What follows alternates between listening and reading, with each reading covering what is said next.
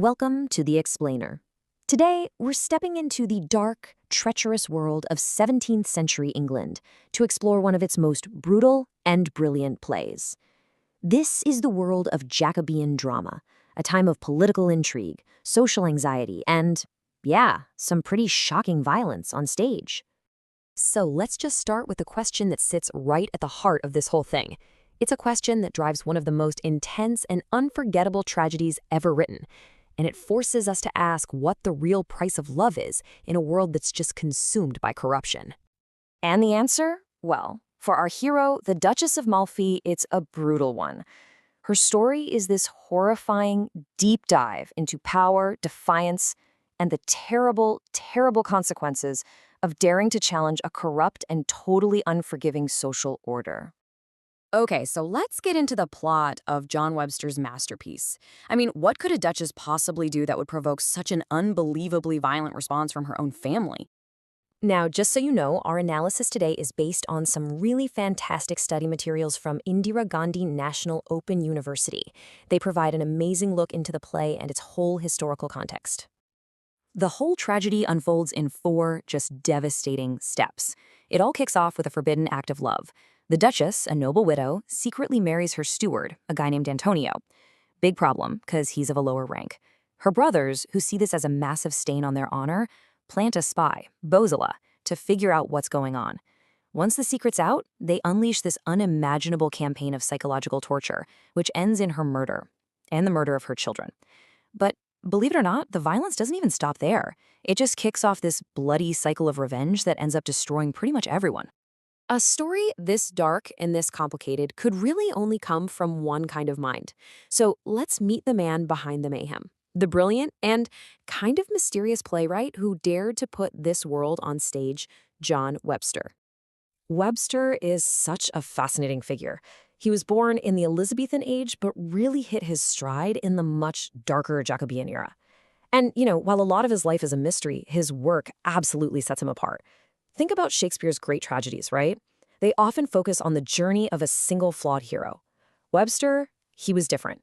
His tragedies were social. He was painting this chilling portrait of an entire society in decay.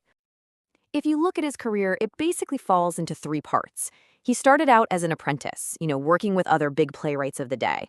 Then, for this very brief but incredibly brilliant window, like 4 years, he produces his 2 masterpieces. After that, his work kind of seems to fall off, and he never quite recaptured that same tragic fire. And this is what's so wild. Webster's huge, towering reputation rests almost entirely on just 2 plays, written pretty much back to back, The White Devil and The Duchess of Malfi.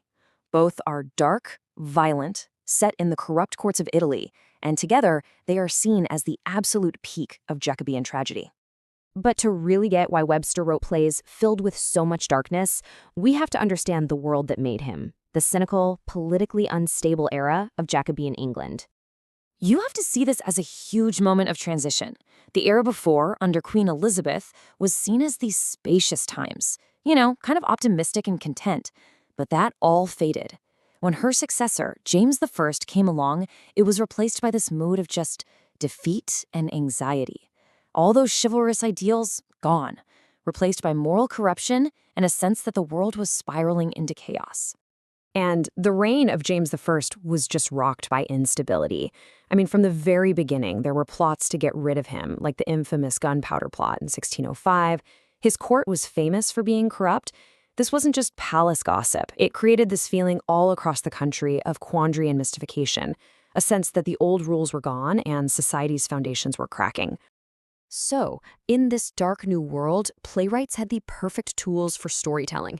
From the ancient Roman writer Seneca, they got the model for the revenge tragedy. We're talking bloody plots, ghosts, pure horror.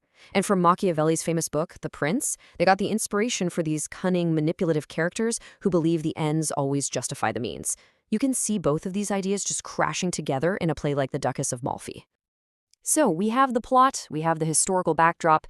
Now let's turn to the unforgettable characters who live in this grim world, because they are absolutely the key to understanding what Webster was trying to do. Webster's moral world is pretty stark. He divides his characters into these clear camps of good and evil. At the center of it all is the Duchess. She's virtuous, she's courageous. Her tormentors are her two brothers. Ferdinand is just pure, passionate, evil, driven by this raging, perverse, and maybe even incestuous jealousy for his own twin sister. His brother, the Cardinal, is a whole different kind of evil. He's cold, cynical, calculating. And then you've got Bossala, who is maybe the most complex character of them all. He's the tool villain, the spy and murderer, but he's completely tormented by his own conscience. In the face of this unimaginable psychological torture, as her entire world is being systematically destroyed, the Duchess delivers this one iconic, defiant line. "I am Duchess of Malfi still." It's this powerful declaration that even as they take literally everything from her identity, her very soul, is still unconquered. So, after 400 years of horror and bloodshed, you have to ask the question, why does this play still get under our skin? Why does it continue to resonate so powerfully with audiences today?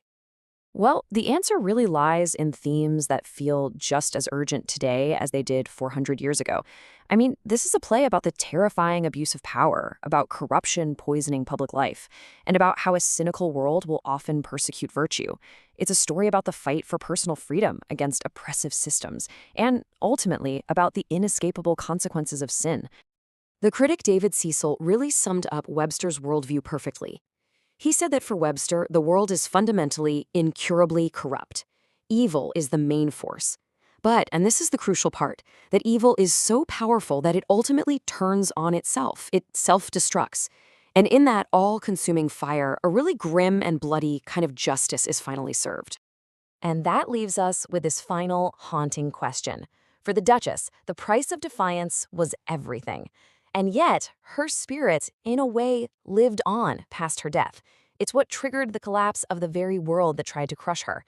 And it's this complex, bloody, moral puzzle that ensures The Duchess of Malfi is a play that will continue to shock and fascinate us for centuries to come.